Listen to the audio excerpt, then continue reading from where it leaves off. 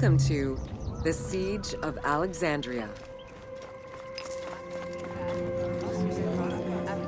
Among the collection of writings attributed to Julius Caesar are his descriptions of the Siege of Alexandria, the Gallic Wars, and the commentaries on the Civil War.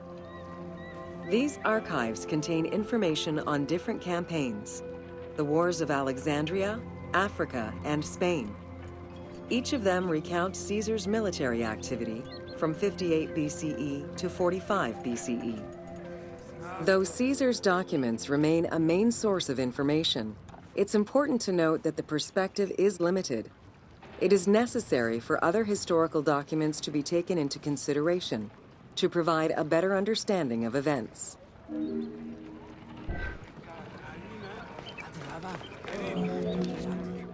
The Siege of Alexandria closely relays the events of the Civil War that led up to the event and describes how Caesar was besieged in the palace of the Ptolemies.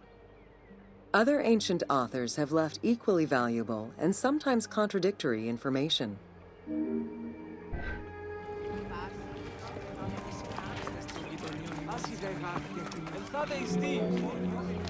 In the events leading up to the Siege of Alexandria, Cleopatra VII and her brother were fighting over control of Egypt.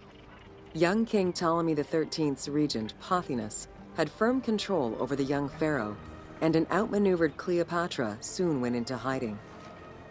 This set the stage for Pompey's arrival in Alexandria. Having lost his battle against Caesar in 48 BCE, the Roman general turned to his allies, the Egyptians, for safe harbor. But on the advice of Pothinus, Ptolemy XIII had Pompey assassinated in the hopes of earning Caesar's favor. This would turn out to be a most unfortunate decision.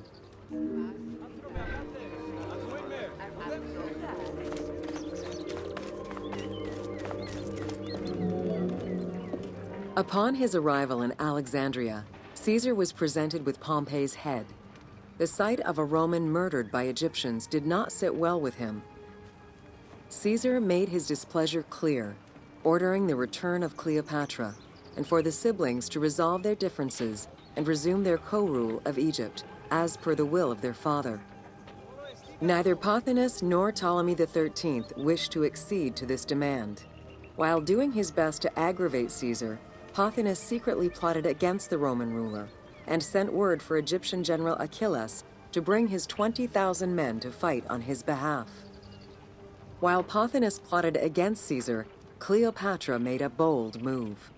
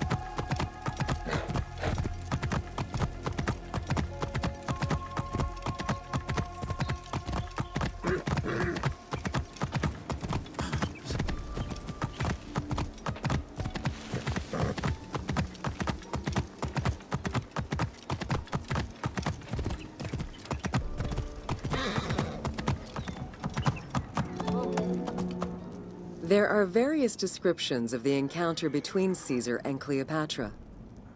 One report states that she snuck into the palace alone at night. Another account claims she was accompanied by an ally and was brought inside the palace wrapped in a carpet bag. Though exactly what happened at this fateful meeting is up for debate, what is known is that Cleopatra met with Caesar and earned his approval. Pothinus and Ptolemy XIII were most vexed with this turn of events.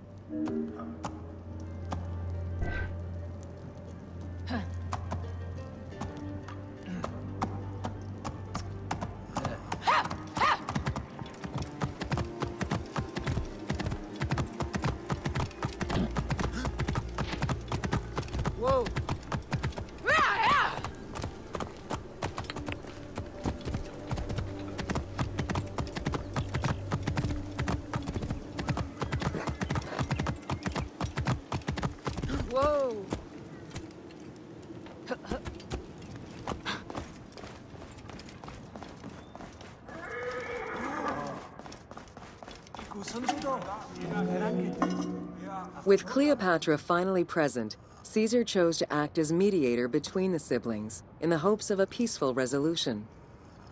It did not take long for things to sour. During a banquet given to celebrate the reconciliation, there was an assassination attempt on Caesar. It was the Roman leader's own barber who thwarted the attack. Once it was revealed that the king's regent, Pothinus, had ordered the attack, Caesar had him executed. He then placed the young king under guard.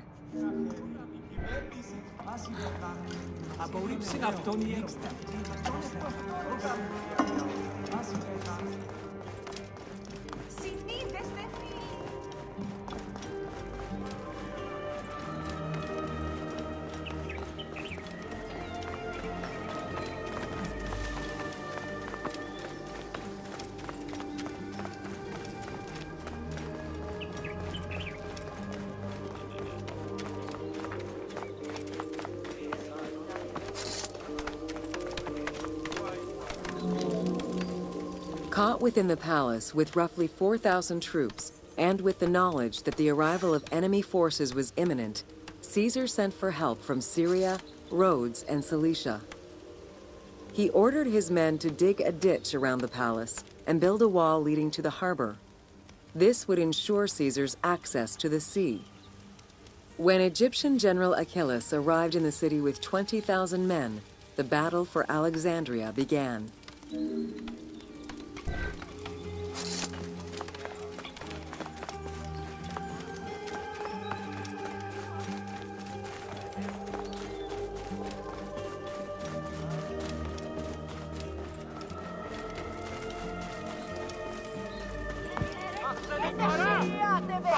With so few men at his disposal, Caesar could not risk a battle just yet. He sent ambassadors to Achilles in the name of Ptolemy to propose a truce. Knowing that the orders did not come from the young king, and angered by the pharaoh's imprisonment, Achilles had the messengers assassinated. With Caesar confined within the palace, Achilles positioned his troops around the city. Skirmishes broke out throughout the streets of Alexandria and went on for several days and nights. Though they were outnumbered, Caesar's men were able to hold the enemy back. This prompted Achilles' next move: capture the Roman fleet stationed in the harbor.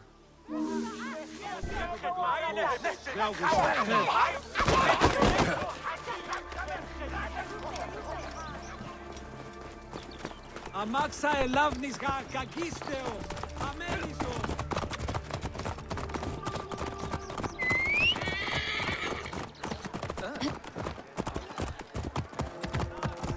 Τι ελάβνη ποιού γυρνέστε.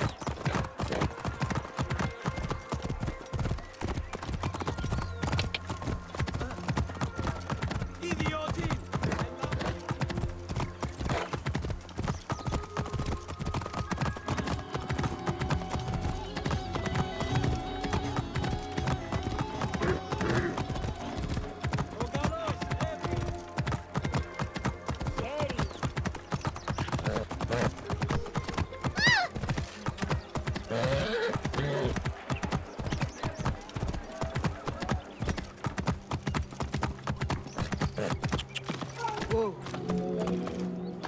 Although the palace offered protection, losing the port meant the end of help and supplies. Caesar knew he had to protect the fleet. While he and his troops succeeded in regaining control of the port, he knew it would be impossible to sustain. Caesar ordered the burning of the ships. With passage back to the palace closed off, he headed for the lighthouse of Alexandria.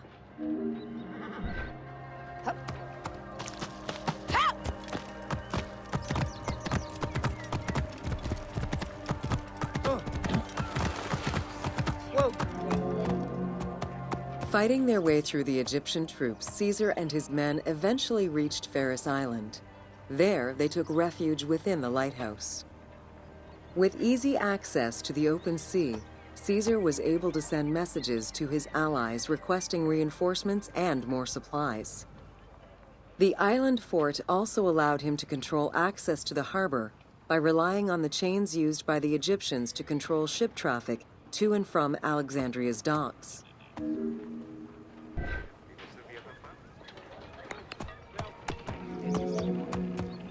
The exact chronology of events during the war in Alexandria remain imprecise. Conflicting accounts raise questions as to when, and even if, the Great Library of Alexandria was burned down at all. One account states that during the fighting, docks and warehouses were burned, and this was the fire that spread to the library. In another account, when Achilles cut off the harbor, Caesar had to leave the safety of the palace to defend his ships. As the enemies battled across the port, their arsenals set ships ablaze, and this destruction spread to the library.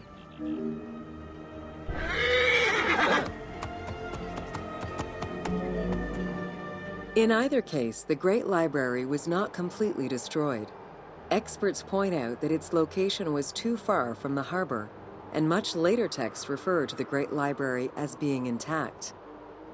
Warehouses near the harbor contained manuscript copies awaiting export, and it is more likely that these documents were destroyed than the Great Library itself.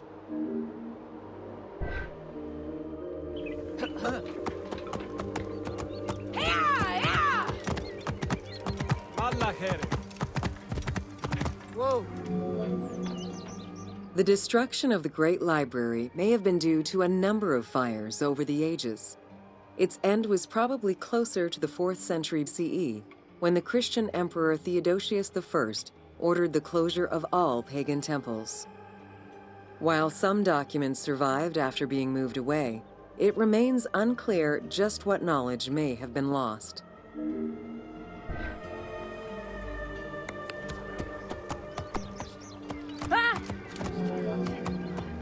Where there are accounts of Achilles being in control of the battle against Caesar, it appears that instead Cleopatra's sister, siding with her brother, had him killed and put her ally Ganymedes in his place.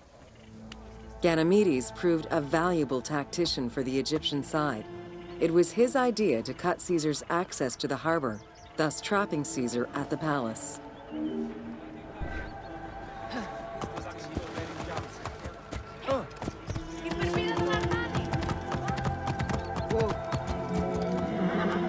During the time of Ptolemy I, canals had been dug throughout Alexandria to provide fresh water. Ganymedes had his men take control of these canals. After isolating their own water supply, he had his men pour salt water into the canals and cisterns that led to Caesar's camp.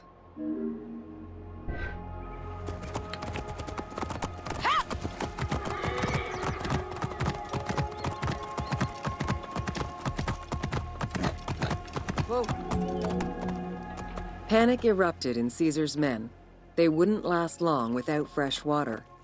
Recognizing that the porous limestone could help them, Caesar and his men dug wells to restore their water supply. Days later, the 37th Legion, comprised of Pompey's soldiers, arrived by ship. Unable to come ashore due to the winds, Caesar risked going out to meet them on the peninsula, Cape Chersonese. When the enemy learned Caesar's location, they rushed to intercept. Despite an obvious advantage for the Alexandrians, Caesar, with a Rhodian ship full of skillful sailors, emerged victorious.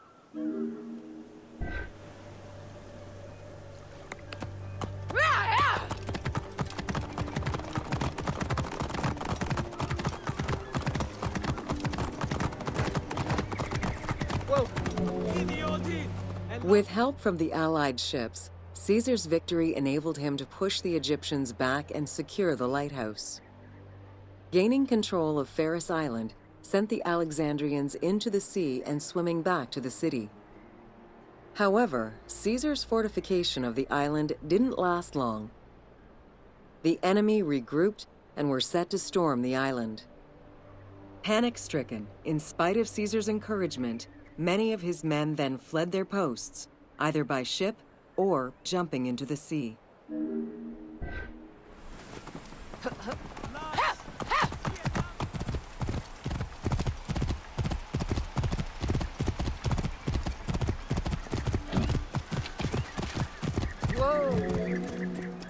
Caesar attempted to retreat, but Port Eunostos' harbor was overrun with enemy ships, preventing escape.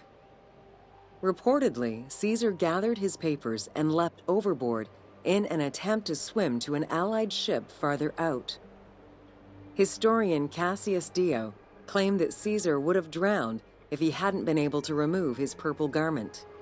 Still, he managed to swim the distance and survive. The Alexandrians recovered the cloak and used it as a trophy to commemorate the Roman debacle.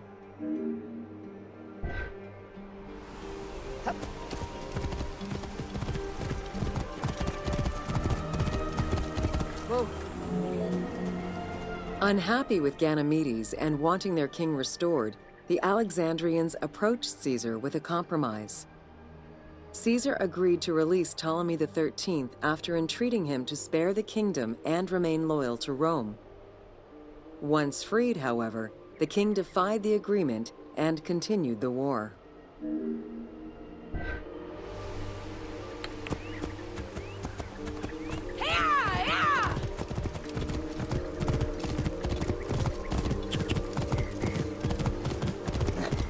Whoa.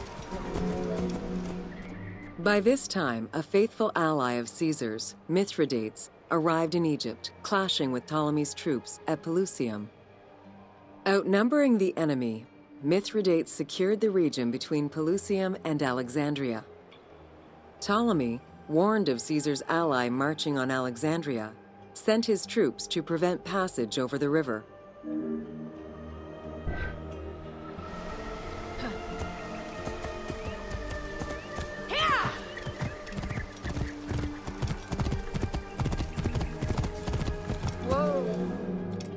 Mithridates warned Caesar in time, and the two groups confronted the armies of Ptolemy in the Delta. In the Battle of the Nile, the Romans gained the upper hand, sending the Egyptians fleeing.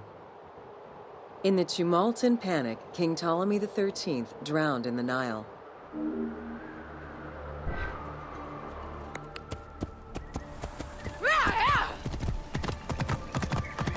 Whoa. After the siege ended, Cleopatra VII married her younger brother, Ptolemy XIV, enabling her to reign over Egypt until 30 BCE. Under her rule, Alexandria settled into its position within the Roman Empire and eventually surpassed Athens as one of the most important cities in the Roman Empire. Julius Caesar remained in Egypt for a short time. He and Cleopatra would later have a son named Caesarion.